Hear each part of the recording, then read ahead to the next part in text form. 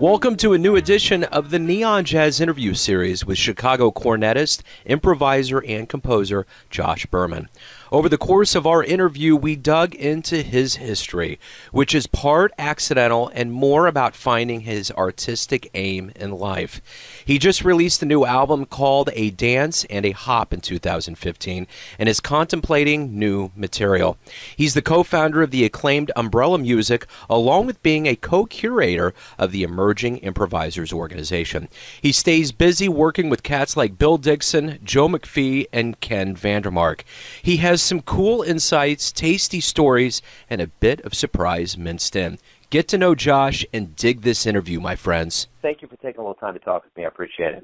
Yeah, it's not a problem. Thanks for your interest. Let me go ahead and dive in here. I know that you've been busy. You've got a new release, A Dance and a Hop, but I want to get kind of an idea. I know you're always busy in Chicago. Give me an idea of what has been going on with you lately. Well, in a general sense. In a general sense? Well, I mean, I've been working a lot.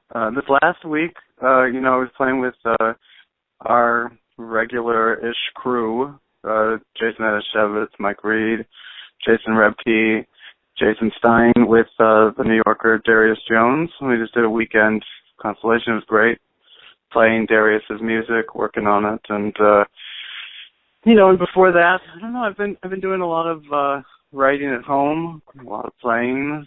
I mean, I'm around, and this new record will be taking it to Europe in April. I mean, there's changes too. It looks like, Frank Rosalie is going to be spending more time in Europe, so it's kind of trying to figure out how to deal with that change. He's been like one of my closest collaborators for a long time, so that could be different. But I think I'm like working on kind of new pieces, thinking about the next record, and working. What can I say? Hey, that's good. That's a good thing to do. And what I want to ask you is this latest release, A Dance and a Hop. Talk to me a little bit about what went into this album. What was kind of the creative forces that went into this? Well,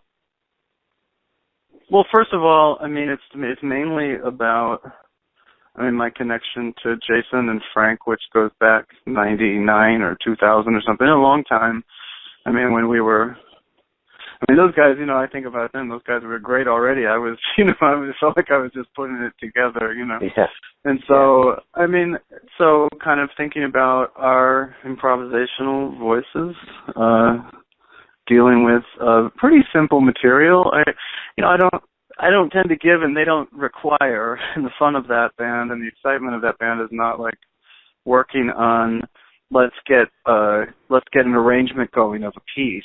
It's like let's play this piece over and over and over again, and and work on it. And I think, the thing that you're really hearing, I think, on the record is the result of 15 years of kind of collaborating, and it's not necessarily, one session, even though I think, it was done and, it was done pretty quickly.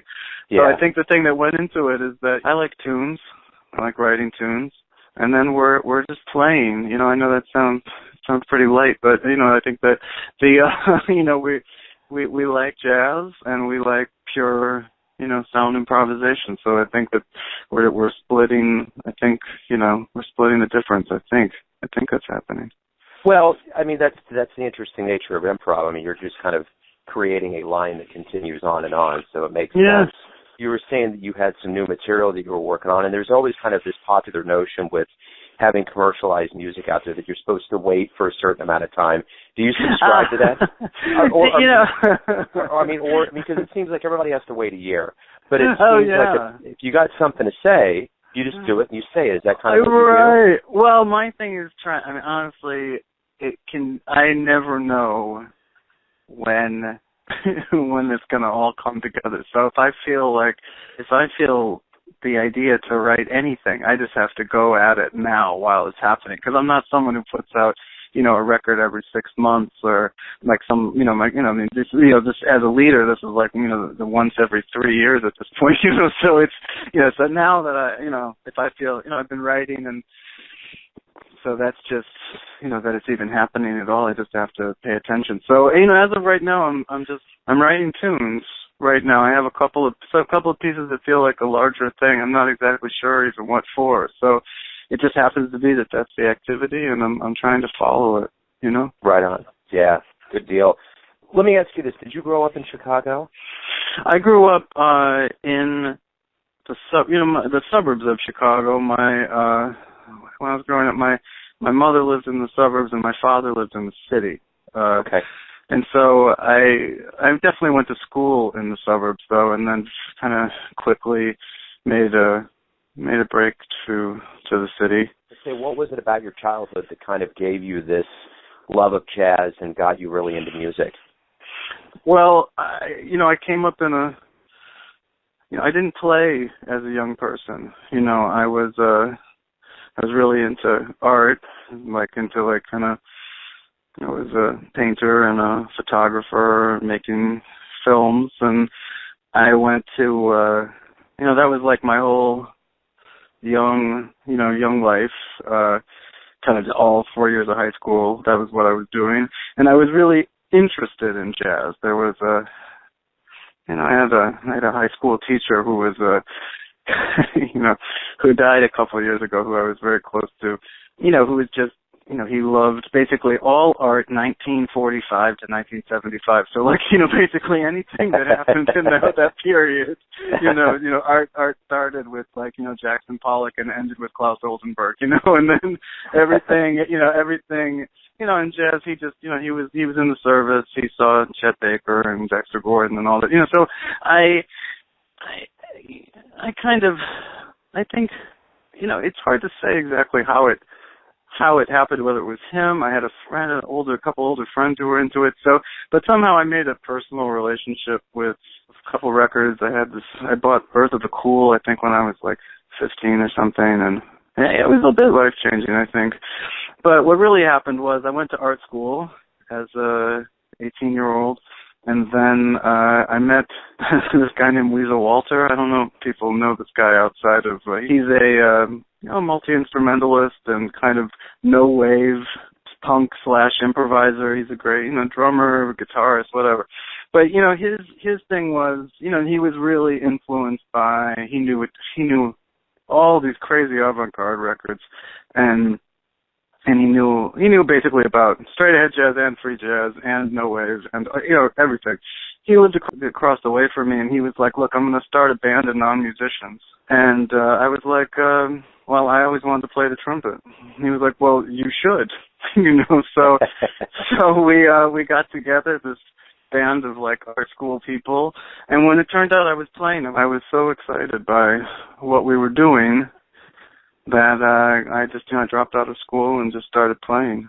So, and it was I know it's totally crazy to talk about it, but it's exactly what happened. So, and I realized, oh wait, you'd have to actually learn how to play. So I came in, I had no skills. I didn't even know what a C scale was, so basically 10 years of just figuring out how to play. I studied with some people. I met the trumpet player Brad Good. He's a fine trumpet player who was in town forever. He was very helpful in the early couple of years. Great trumpet player Tom Tallman. There's a bunch of guys in there. So I think I was maybe starting to play something that sounded something like some stuff maybe I started in 91, maybe 10 years later, so yeah, so that's that's kind of the thing. So yeah, it took a while to put it all together, So what was his name again? Oh, Weasel Walter. Wow, Yeah. That is a great handle, man. He's amazing. Yeah, he's amazing. No, you should look him up. Yeah. If there's anybody that would lead you into the jazz fortress, well, that's the dude. The funny thing about Weasel, he's if you look him up, you'll see he has a well-documented career in improvised music and in punk rock. It's not punk. It's well, you'll see. But so his ethos. He was a great student of the music and kind of came in knowing exactly what he wanted to do. He wanted to move to Chicago and play with Hal Russell And he did. He came, and he and I started working. We were volunteering at South End Music Works, this like great, underground, not underground, but this great nonprofit that was bringing the likes of, Fred Anderson was playing there. A lot of the AACM guys were playing there. Hal Russell Band was playing there.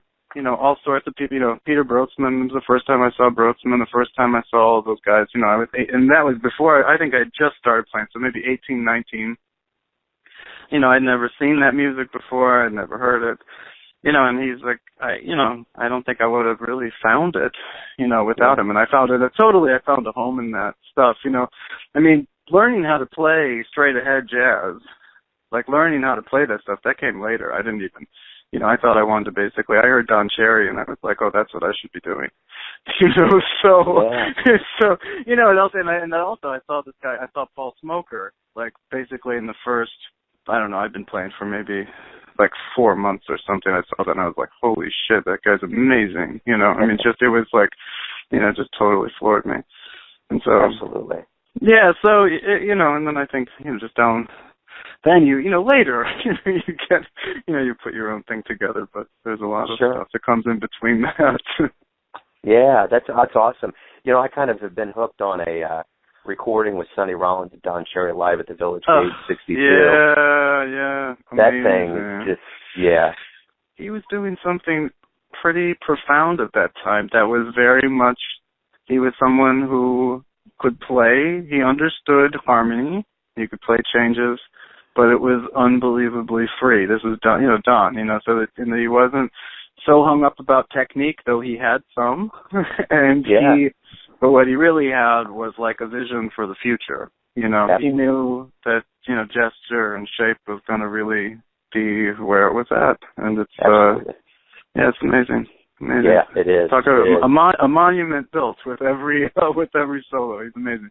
Yeah, absolutely, without a doubt. I've been kind of floored by the whole thing. Let me get an idea. You were into art when you were young. So as a kid, obviously, you picked up music later on. What did you, when you were a kid, kind of living in that dream ethereal land of what am I going to do when I get older? What were your dreams? I just, I thought I would be some kind of painter, or like, I don't know, like I saw, there's this series of films that I think the Museum of Modern Art, like, commissioned, of like Frank Stella, in like 62 and Jackson Pollock and those things. I saw those things and I was like, that's what it's going to, I saw that stuff, I think like freshman year of high school. I was like, that's what it's going to be. I'm going to be making, some, art and trying to figure out how to make art. And, not that I had, mind you, not that I had a clue what that meant at the time. It's just something that you're into. So you're trying to become something. And so I think what ended up happening, I think what was interesting is that through making music, through finding out how to make music, like getting the discipline and the time together, getting a method together, which ended up being music. I think I came closer to making anything that was art. I think I made a lot of attempts at making art as a young person. I think it took, discovering music to kind of actually put something together that, that was really creative and that made sense to me, and that was truly a collaborative, thing, Absolutely. Sometimes you got to find your way to what's going to make you happiest. Yeah, no, for sure. There was nothing. Yeah, believe me, I made many attempts to kind of plan something that did not. None of that stuff really worked. I think this came together in a pretty unpredictable way. One thing that I'm curious about is after you did find that music was your niche, and you really sounds like you really kind of dove into playing. But what did you do in kind of a formal education sense, or was it really all kind of going out? Oh no, I did I went, I did a few things. First, I went and I was playing a little bit in the city, studying with Brad Good once a week, and I was a guy who didn't really have a lot of discipline stuff together, so. He was like, look, what you really should do is go to school, and I was like, well, what do you mean by that? He was like, well, you should go to, he recommended there's a community college out west you know, in the suburbs, and there's this great guy out there teaching theory and teaching trumpet. You guys will get along. And so he recommended this guy, Tom Tallman, to me, and this actually happened. I went out there. I studied with this guy. I mean, but I went out there with, like, you know, with nothing. You know what I mean? Like, no skills. You know, most people even go into community college. I mean, they played in bands at least since they were 10, you know, or something. Even if you're a joker, you know, you were playing, you know, you knew something, you know. Yeah. So I went in there knowing nothing. I mean, zero. And he was like, here's this, here's that. You know, he gave me a bunch of things to kind of really think about. I took some theory classes, you know, and I was a dismal failure. It took a long time to figure that stuff out. And so what I figured out there, though, was that I was also, you know, I was a kid and I was having a good time in the city.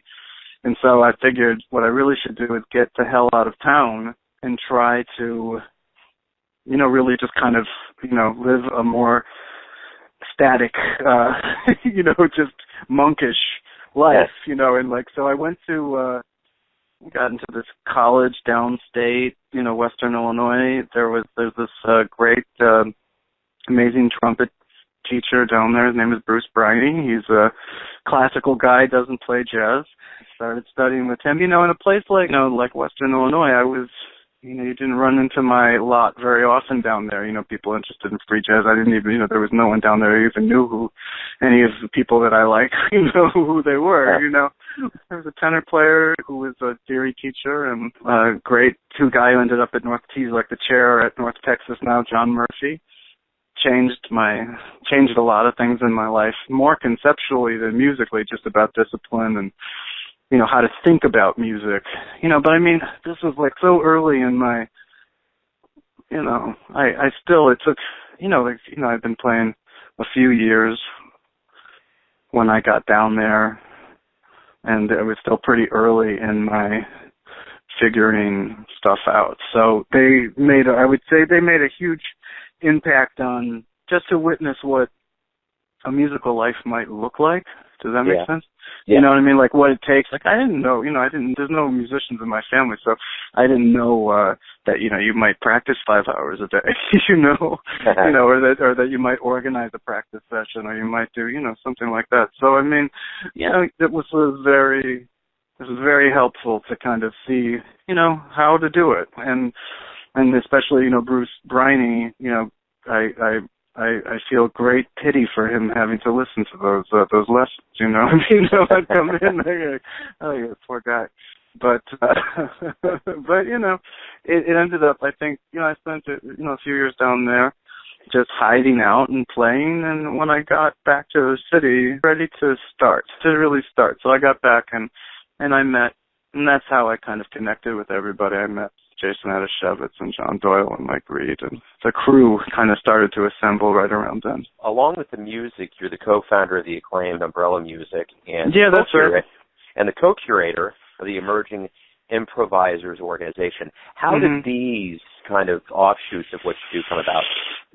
Well, believe it or not, I mean, it sounds fancier than it is. I mean, the Emerging Improvisers thing was Mike Reed and myself, and that was started out of wanting to create something a little bit more formal out of the series that we put together at the Hungry Brain.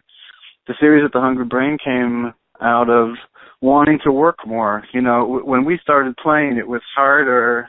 You know, guys like us, you know, Ken Vandermark and John Corbett were running a Wednesday night series at the Empty Bottle, but I mean, how often could they really give young upstarts like us a gig, you know? Not often.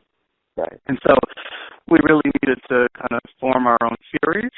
And so Reed, you know, who's a real go-getter, you know, enlisted me, you know, to like, he was like, oh, look, you know, his idea was, you'll get your guys together, I'll get my guys together, and we'll try to, you know, put together a series kind of showcasing both new straight-ahead jazz and contemporary jazz, and you'll bring these free jazz guys, you know.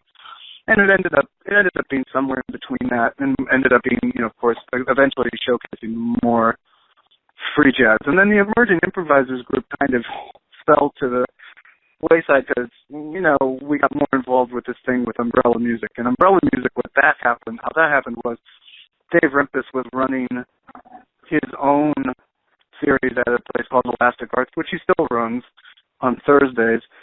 And Ken Vandermark had left the Empty Bottle and started a series at the Hideout. We were trying to think about at that time was kind of creating opportunities for traveling musicians to do more than one project while they were in town, and trying to kind of pool resources in a way. So if someone really came through, we could connect them maybe with more than one gig, and maybe also work towards a festival or creating festival-like opportunities that was with more than one venue. And so that's really what Umbrella Music was. And, ultimately, I think it, while, the Umbrella Music Festival, the last one was, it culminated with, there was this 2 nights at the Cultural Center called European Jazz Meets Chicago. So we worked with consulates, consulates in Chicago to bring European improvisers and jazz musicians over. We curated it, they paid, and it's kind of a celebration of, the work that those consulates did with our curation, And, the last one of those was, I think that was 2 years ago now, or a year ago. It's hard to remember. But, what I'll say is I think they really served their purpose. I think there's so much more Chicago music happening now. I mean, we have so many series running in the wake of, the Umbrella Music series. Ken is doing a series with Tim Daisy at ESS. Dave Rempis still on his series. The Hungry Brain is up and running again. Reed and I are doing it. Mike Reed is running Constellation, the Arts Emporium with Winks Hall and his jazz stuff. I mean, there's a lot happening here, and I think I think Umbrella Music had a lot to do with that. Right on. Well, let me kind of talk a little bit about who you've been playing with over the years. You've been with some big shots like Ken Vandermark and Bill Dixon and all these guys. What do you learn from people that have been around for a long, long time? What is it that you get from being around them? I mean, first of all, just you kind of stand in awe of just the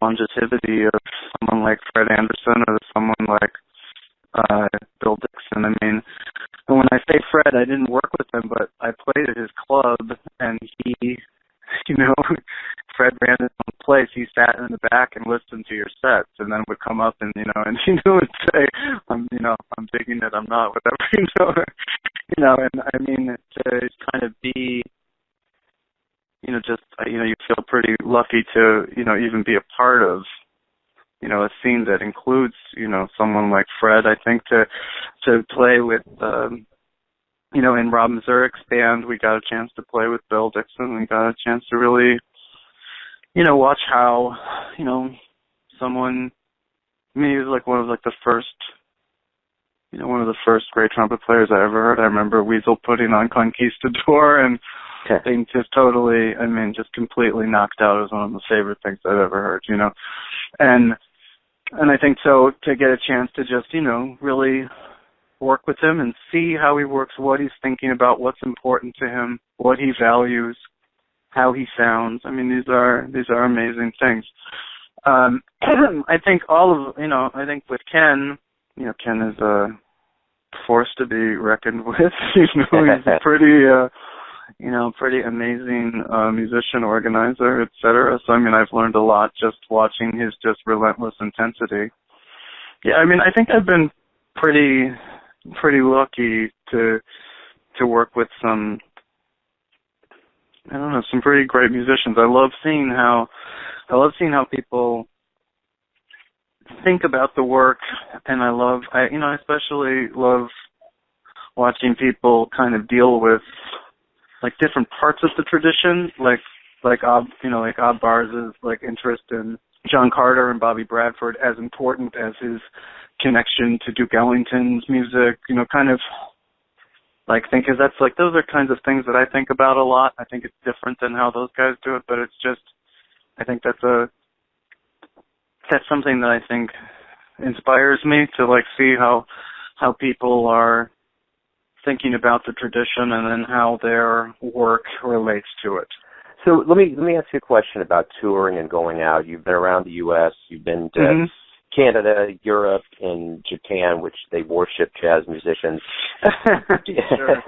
Give me an idea of what it's like to actually go out, travel, and present your music to people. You know, I don't go out as much as some, but I've been out some. Yeah, I mean, for me, I've had some very nice experiences, like playing in other people's bands, and that's a real specific experience. So, you know, you play a festival in someone else's group, and it's a very, you know, it can be a very, you know, just show up on time and really do your work, you know. I've had it's been a great pleasure to play, you know, either in Rob's band or in Ken's band, you know, on big festival stages. And then I've also, you know, I've led some things on smaller tours, like club date tours, which can be, you know, as a leader, it's intense. You know, you're kind of doing the whole thing. You know, you're making sure everyone gets where they need to be and that you're where you need to be. And so you're not always, you know, you're having to kind of, you know, really work to make the music, you know, keep the music at the front of your head. But I think I love getting a chance to, like, you know, travel with. I mean, I've played like countless gigs with, you know, abroad with Keith Jackson, and like, you know, I like doing that a lot, you know, and I think getting a chance to kind of be in front of really disparate, I mean, totally different kinds of audiences all over the place. It's been a really amazing thing. I mean, and I like playing different kinds of stuff too. I mean, Rebke, you know, Japan with Jason Rebke and his wife Ayako Kato, the Art Union Humanscape. We did a pretty remarkable tour of Japan a couple years ago, and there were some jazz gigs interspersed, not with Ayako, you know, with Rebke, with Tetsuji Akiyama and Nori Tanaka. It's really great to see how the culture interacts with this music. You know, I think it is so different playing over there than it is here. It's kind of amazing. I'm trying to think of what specifically that would be, besides them, you know, not seeming to balk at all at at a very serious Dorothy, you know, I mean, it's kind of crazy, you know, like it's pretty impressive, and I mean, you know, but that's the smallest, you know, that's just noticeable only because of bottom line considerations. But I think the music and the appreciation is pretty amazing, actually. That was a great thing. But I you know, Keith and I were in Norway last year recording with Tore Postvang and John Runestrom, a record that came out this year called Southern Sun. That was an absolute blast. And, you know, we did 7 gigs in 7 days and playing all over those places, and just had an absolute blast making this music. So let's stay in the nostalgia of playing live. And if you go through kind of your Rolodex of your jazz heroes, if you could get into that DeLorean time machine and go back in time, you punch the coordinates, you go where you want to go, who are you going to see and where are you going to go?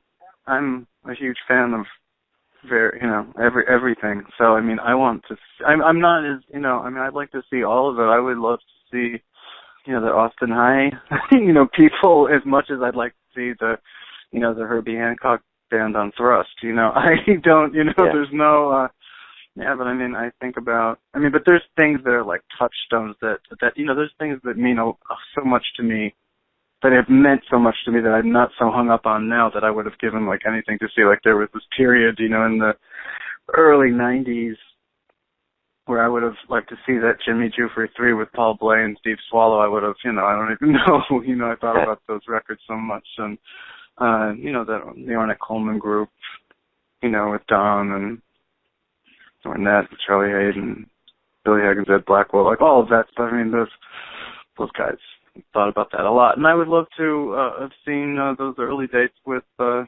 know, Evan Parker and Paul Litton.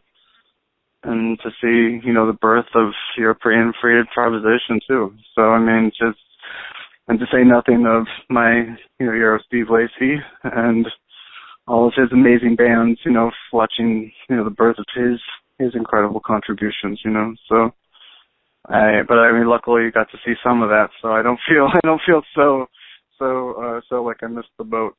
Yeah. But yeah, man, we're so, it's so crazy, how much stuff is out there. I mean, it's amazing. It's mind-boggling. Yeah. Let me ask you this: why do you love jazz so much? Well, I mean, I don't know. I think I have to admit, I feel like it came pretty naturally. I didn't have to figure out how to love or like any of it, and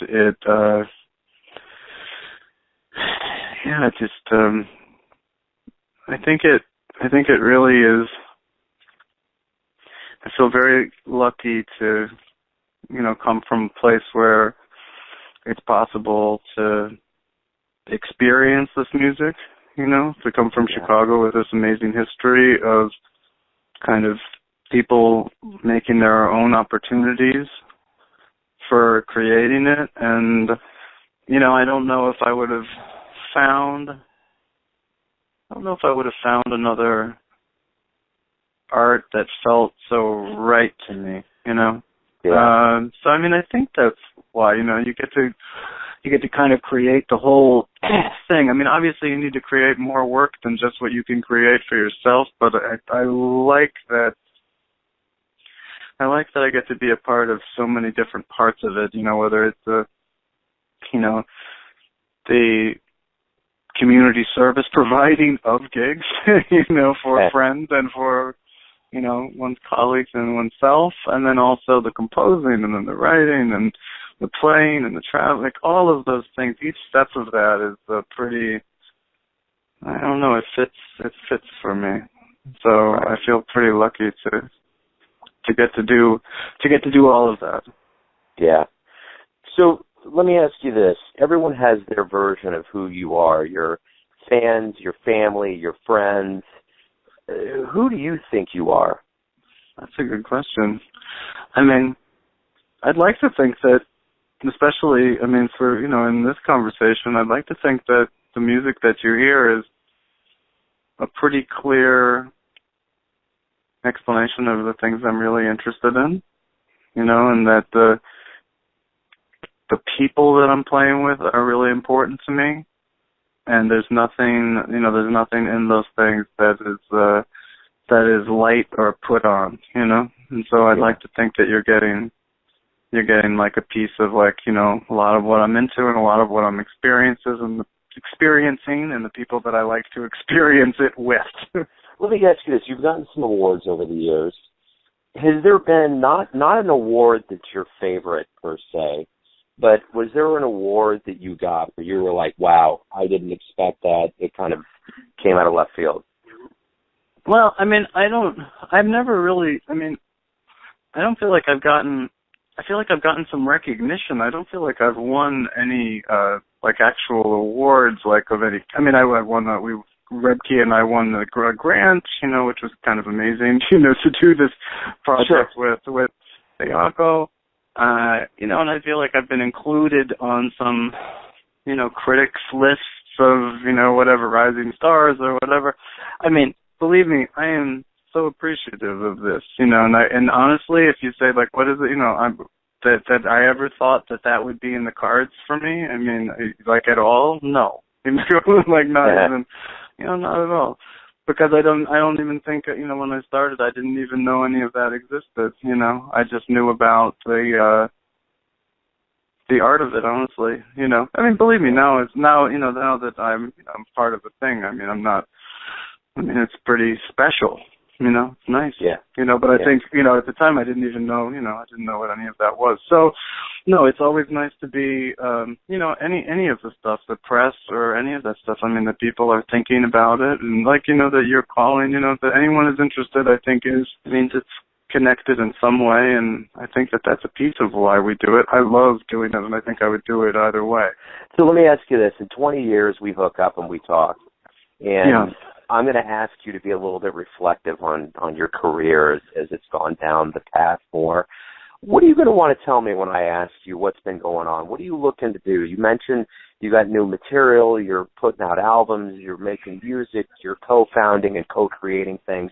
What do you want to see yourself? You get to be kind of an older guy and look back. I just want to keep making music, I want to keep making records. I see this thing as a very long process.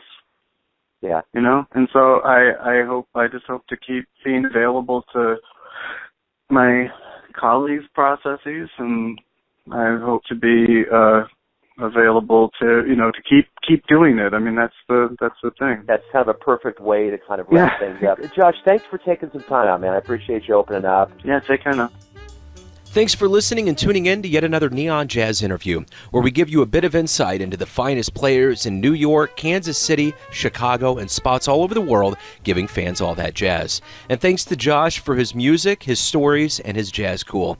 If you want to hear more interviews, go to Famous Interviews with Joe Domino on the iTunes Store, or visit theneonjazz.blogspot.com for all things Neon Jazz. Until next time, enjoy the music, my friends.